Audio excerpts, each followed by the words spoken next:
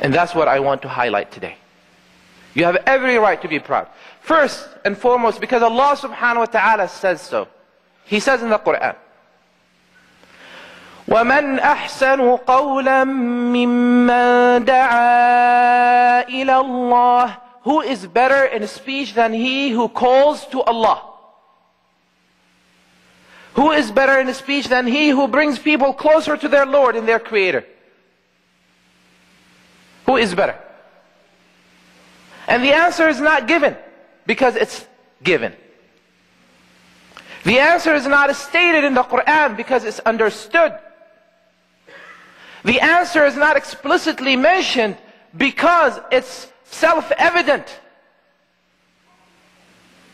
The question is, وَمَنْ أَحْسَنُ قَوْلًا مِّمَّنْ دَعَا إِلَى اللَّهِ. And it's blank. There's no answer.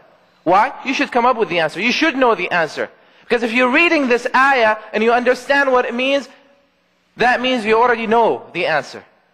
And that's why you're there.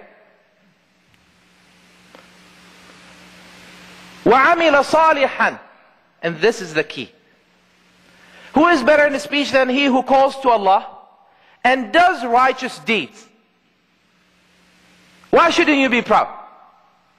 وَقَالَ إِنَّنِي مِنَ الْمُسْلِمِينَ. And on top of that, he says proudly that I am of those who submit to the Lord, to Allah. I'm of those who are Muslims. The very word itself and the name that is chosen for the religion itself is something that you should be proud of. Very unique. Your faith and you yourself, who you are as a Muslim, your faith is not named after a person. It's not named after a region or a tribe. Right? When you say I'm a Muslim, it's true in each and every single one of us. It is not, you're not named, or you don't name yourself, or you don't follow some ethnicity. No. This is a state of mind. It's a conviction. You're saying, I submit to Allah. Who doesn't want to submit to the Lord? Tell me. Who doesn't want to submit to the Creator of the heavens and earth? So the first reason why you should be proud, according to this, is the fact that you understand a concept called subjugation of one's passion to the one and only God, the Creator of heaven and earth, Allah the Almighty. That's why you should be proud. You should be proud because you're not only because you're a servant of Allah, but you're an aware servant. You're aware of your servanthood. You're aware of the lordship of Allah subhanahu wa ta'ala. وَمِمَّا زَادَنِي. And one of the poets, proudly says, وَمِمَّا زَادَنِي شَرَفًا وَتِيهًا وَكِدْتُ بِأَخْمُصِي أَطَأُ الثُّرَيَّ دُخُولِي تَحْتَ قَوْلِكَ يَا عِبَادِي وَأَنْ صَيَّرْتَ أَحْمَدَ لِي نَبِيًّا. Part of me, part of my pride, the reason I feel I have this sense of glory, it is not because of my height or beauty or ethnicity or nationality. All of these things you're given those things. You don't earn them. You should appreciate them, but there's no reason for you to be proud or think less of someone else. Because you don't earn those things. You don't win them in a competition. You don't even apply for them. They're just given. But when it comes to faith and religion, it must be a choice of yours. And it should be a choice that you're proud of. So this poet says, I am very proud, and part of my pride is the fact that I am one of your servants, O Lord. That's why I'm proud. And later he says, and because Prophet Muhammad sallallahu alaihi wasallam is my messenger. And that's the second reason why you should be proud. That you are of the best of nations. And to you Allah subhanahu wa ta'ala sent the last and final messenger. And with him the final testament, the Quran.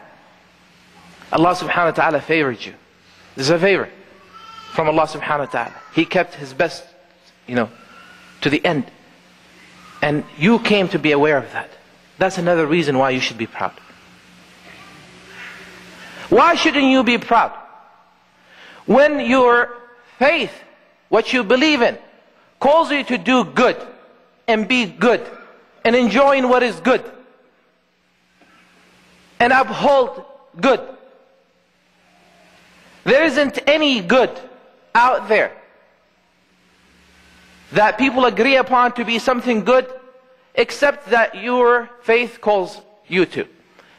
Not too long ago, I was attending a session held by a well-qualified individual. He wasn't a Muslim, but it was on management and so he made very, very powerful and profound remarks and statements. And people were very touched by those, very inspirational in nature. But every time he made some strong point, something pops in my, just a thought comes to my mind, and I smile. And he noticed that I did that more than once. And there was one time where I couldn't hold myself, and I turned to the person next to me who happened to be Muslim, and I said to him, I whispered in his ears a quote from our noble, honorable Prophet Muhammad sallallahu alaihi wasallam. Literally. I mean, we're sitting there mesmerized by this man's eloquence and the beautiful points and principles upon which this entire course of success and life management is built. And every point that he mentions, every strong point that he mentions, I'm like, there's a hadith that pops in my head. A hadith, a statement, a prophetic statement from our Prophet sallallahu alaihi wasallam. So at the end of that session, as I was leaving, he stopped me. I said, thank you very much.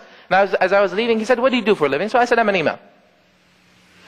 He said, it's very interesting, and then he said something. He made a statement. So I said, that's very interesting. He said, why? I said, because what you just